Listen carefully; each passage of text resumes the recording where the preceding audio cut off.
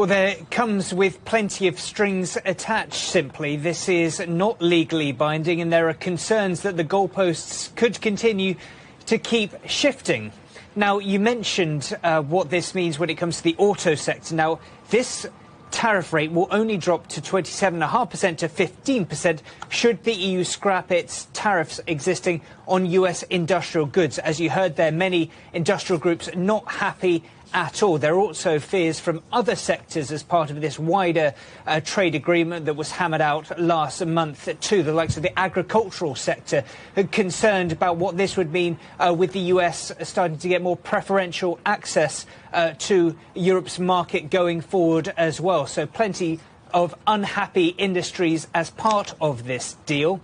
Also, big questions remain over whether, indeed, this deal will come to fruition, considering the fact, Jamie, that we've heard from Donald Trump in recent days threatening more tariffs on any country that continues to impose digital regulations. Of course, we know that the EU is a frontrunner when it comes to these types of regulations under things like the Digital Markets Act.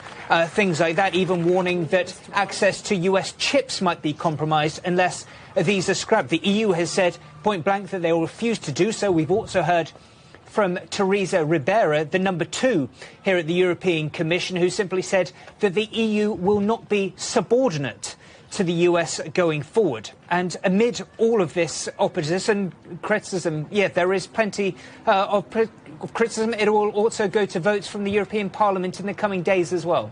Washington pledged to lower tariffs on car imports from 27.5% to 15%.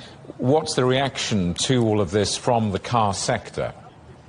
Well, we've heard from Maroš Šefčovič, the trade commissioner at the EU, who says that the auto sector has been bleeding cash. He said that in 1 month alone, lowering these duties will save roughly $580 million.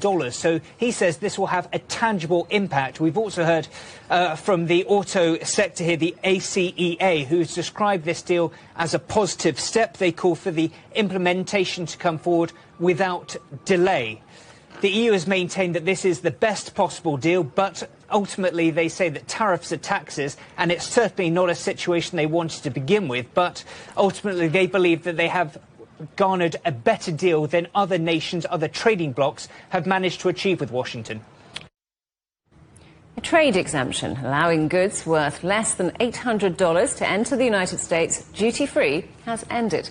Changes to what's called the de minimis rule mean that only letters and personal gifts worth less than $100 will now escape custom duties.